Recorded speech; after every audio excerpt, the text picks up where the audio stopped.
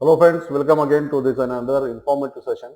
आज बहुत ही अच्छा और इंफॉर्मेटिव सेशन होने वाला है बेस्ड ऑन आरबीआई पॉलिसी। सब लोगों को पता है कि आरबीआई पॉलिसी कल डिक्लेयर होने वाली है, 3 दिन से चल रही थी।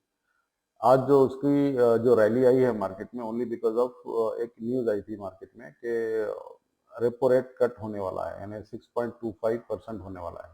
जैसा मैं अपने ट्रेनिंग में बताता हूँ कि जब भी RBI policy RBI rate cut करती है तो मार्केट में रैली आती है, ठीक है।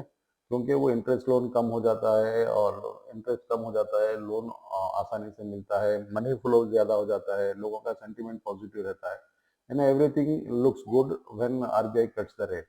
तो उसके बेसिस पे हम समझेंगे कि आरबीआई पॉलिसी पे किस तरह से हम ट्रेड करना है, ठीक है। तो फर्स्ट ऑफ ऑल तो देख लेंगे कि ये न्यूज आ क्या रही है। तो ये देखिए, सीएनबीसी टीवी के एक वेबसाइट है जिसमें ये लिखा हुआ है कि RBI monetary policy Nomura predicts repo rate and CRR cuts on December 6। तो अब ये जो रेट कट हो रहा है, इसका बहुत ही अच्छा और पॉजिटिव इम्पैक्ट पड़ता है मार्केट पे, ठीक है। तो ये हम देखेंगे कि 25 बीपीएस यानी 6.25% ये इंटरेस्ट रेट होने वाला है। और यहाँ से हम ये देखेंगे कि अब मार्केट कैसा होता है। तो देर आर टू रीजंस, क्योंकि अभी लास्ट क्वार्टर का जो हमारा जीडीपी का रेट था वो कम आया है। प्रीवियस क्वार्टर से अभी 5.7% कुछ आया है, पहले 6.7% था जीडीपी लास्ट क्वार्टर में। तो ये इकोनॉमिक स्लो डाउन हो रही है। इकोनॉमी जब स्लो डाउन होती है तब जो है सो आरबीआई पॉलिसी, आरबीआई ये सोचती है कि चलो इकोनॉमिक ग्रोथ के लिए कुछ सपोर्ट करेंगे, इसलिए 6 ये अपना रेट कट करती है। ये एक ऐसा अजम्पशन है। अच्छा, कल क्या होने वाला है ये पता नहीं है, बस ये एक प्रिडिक्शन है। ये प्रिडिक्ट है कि ये देखो प्रिडिक्शन है, ये कल हो सकता है या नहीं भी हो सकता है, लेकिन मैक्सिमम चांसेस ये है कि ये हो भी सकता है, ठीक है। तो इसके बेसिस पे मार्केट रिएक्ट करी है आज मॉर्निंग 12 बजे से जो रैली आई है आज, only because of this reason. ये जैसा भी न्यूज फ्लैश हुआ है, ये रीजन की वजह से मार्केट में इतना बड़ा रैली आया है। Hope everybody has enjoyed that rally, ठीक है। दूसरा, जैसा मैं बताया कि इकोनॉमिक ग्रोथ हमारा यहाँ पर कम हुआ है। तो अब ये देखो, ministry of statistics and programme implementation का ये जो साइट है, जिसमें एवरी क्वार्टर का यहाँ पे ग्रोथ लिखा है। तो लास्ट क्वार्टर का ग्रोथ देखो 6.7% दिख रहा था। Real GDP growth rate okay quarter one में 6.757% था, अभी यहाँ पर 5.4% है, जरा कम हुआ है। तो यही रीजन है कि आरबीआई ने अपना रेट कट किया है।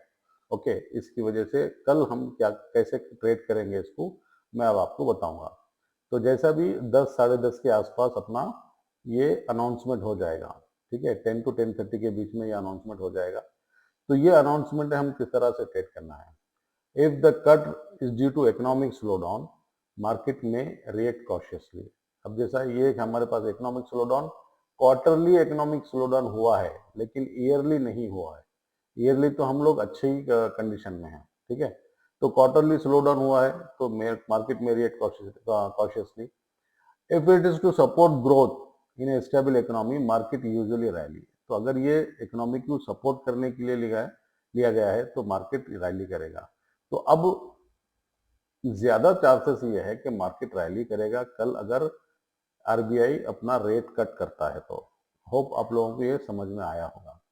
तो अगर रेट कट करता है तो कौन से सेक्टर ज्यादा इम्पैक्ट होंगे, कौन से सेक्टर पॉजिटिवली इम्पैक्ट होगा। इतने सारे सेक्टर्स हैं जो पॉजिटिवली इम्पैक्ट करेंगे, जैसे बैंकिंग हो गया, रियल एस्टेट है, ऑटो इंडस्ट्रीज है, and consumer goods and sector often benefit from the rate cut. अगर रेट कट ये पॉजिटिव हो गया, तो रेट कट हो गया तो ये सारे सेक्टर जो है ना ये पॉजिटिव रहेंगे। और जो न्यूट्रल और नेगेटिव रहेगा वो ऐसे कंपनीज या ऐसे सेक्टर जो एक्सपोर्ट का कारोबार करते हैं, ठीक है, एक्सपोर्ट का। तो वो रुपी जब कम हो जाता है तो डेफिनेटली अगर मैं देख रहा हूँ तो आईटी सेक्टर ये न्यूट्रल रहेगा कल, अगर रेट कट होता है तो, ठीक है। अगर रेट कट, क्योंकि ज्यादातर यहाँ पे रुपी के और डॉलर के फ्लक्चुएशंस जो होते हैं वो यहाँ से ज्यादा इम्पैक्ट होता है आईटी सेक्टर को, ठीक है।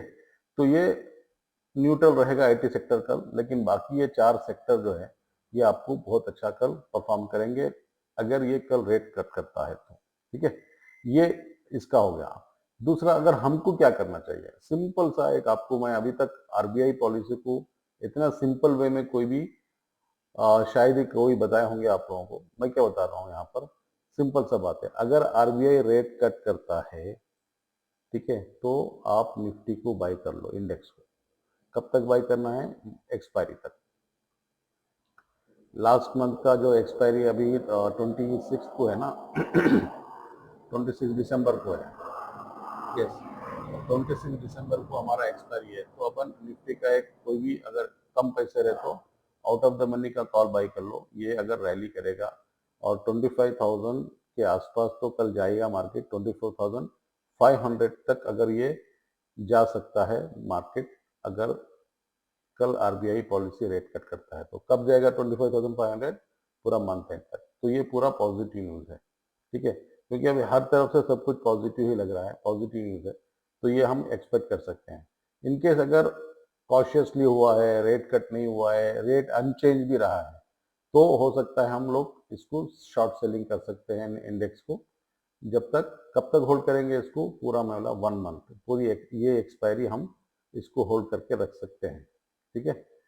तो ये हम आराम से इसमें देखकर ट्रेड कर सकते हैं बेस्ड ऑन एक्सपायरी डेट। अगर हम फ्यूचर ट्रेड करते हैं तो आप फ्यूचर में तो कोई इशू नहीं है, लेकिन अगर ऑप्शन ट्रेड करते हैं तो दूर का ऑप्शन लेके आप उसमें बने रह सकते हैं, अपने स्टॉक्स में हो या अपने।